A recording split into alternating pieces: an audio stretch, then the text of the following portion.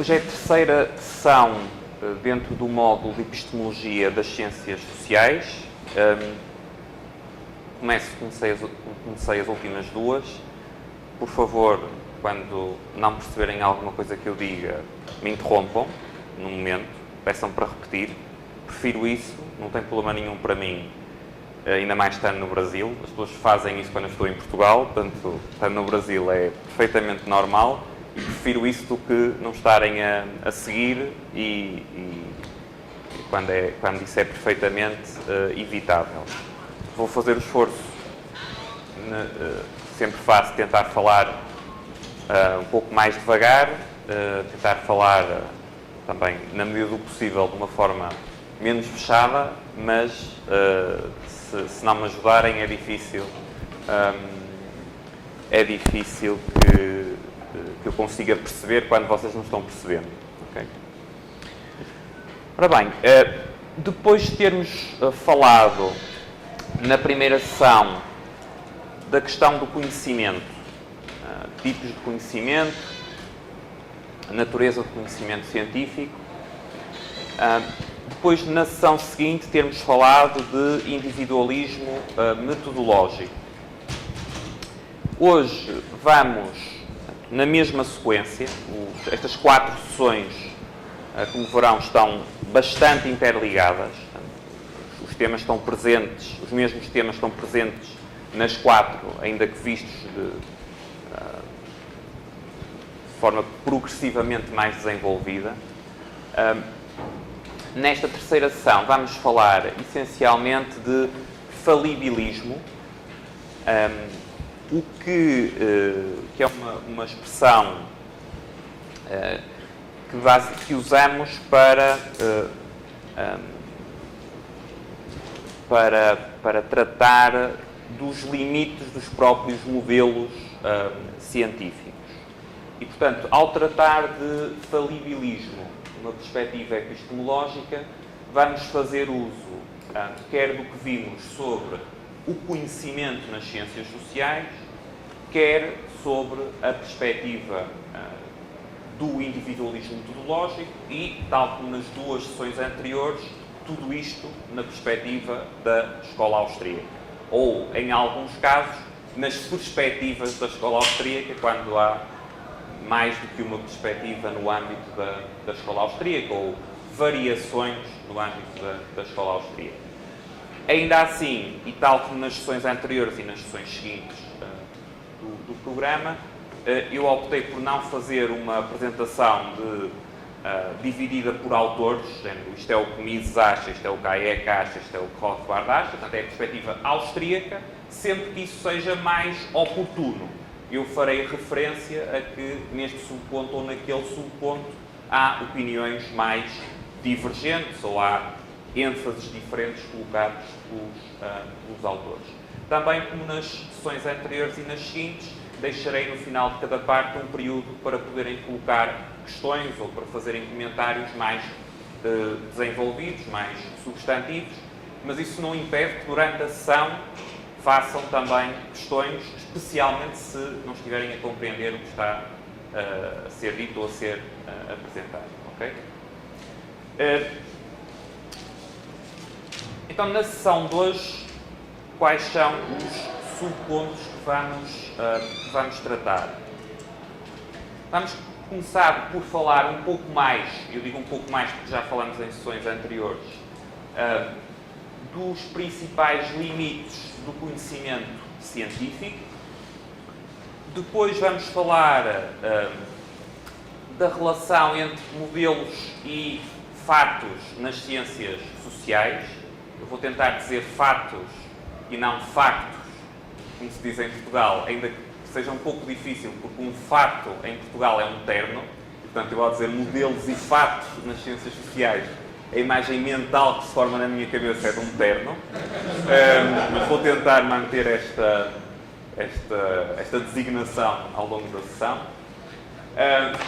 Depois falaremos, na perspectiva austríaca, de uma questão que é fundamental não só em termos epistemológicos, mas em termos de todas as áreas cobertas pela escola austríaca, que é a utilização do conhecimento em sociedade.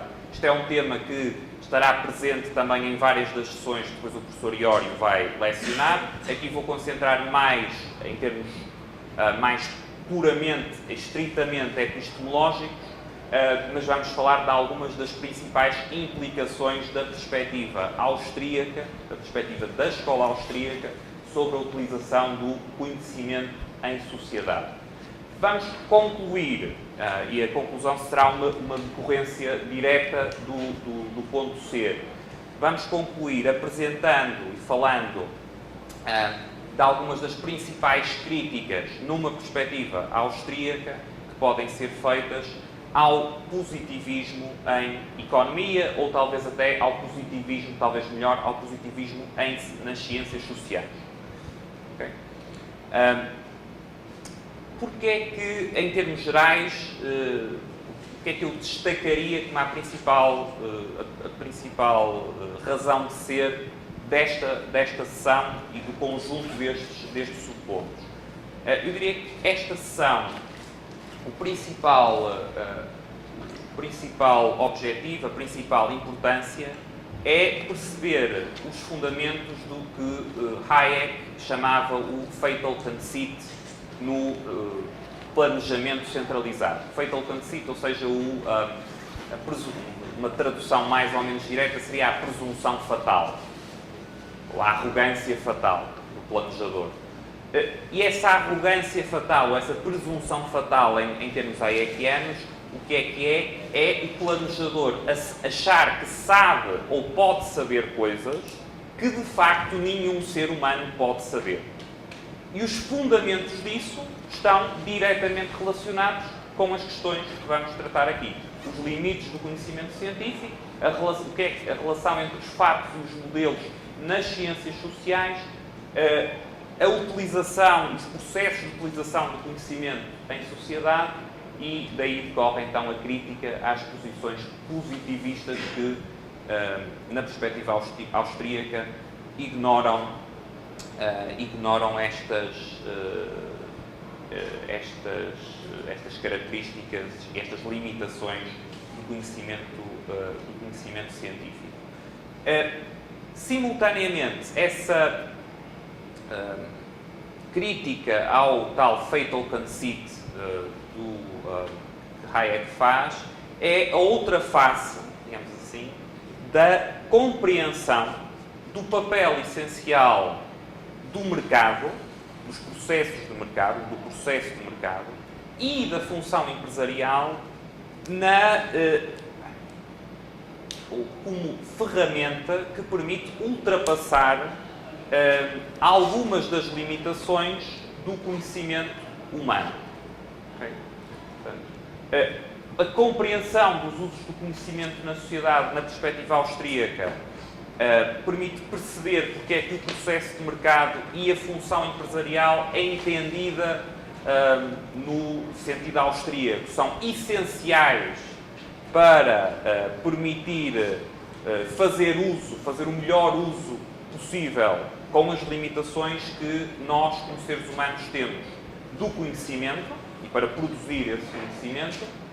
A outra face disto é a crítica às tais posições que pressupõem que podemos saber mais do que efetivamente podemos saber, e por essa via poderíamos planejar determinados aspectos que, se não podemos saber aquilo que temos que pressupor que poderíamos saber para planejar, então a própria hipótese do planejamento racional centralizado cai também por terra. Portanto, isto para dar a perspectiva com bases epistemológicas, não é? E para explicar porque a razão de ser de olhar também para isto numa base, partindo de um ponto de partida epistemológico e não só, por exemplo, em termos económicos mais aplicados. Okay? Todo mundo está seguindo o que eu disse? Não houve... Okay. Muito bem. Então, começamos bem.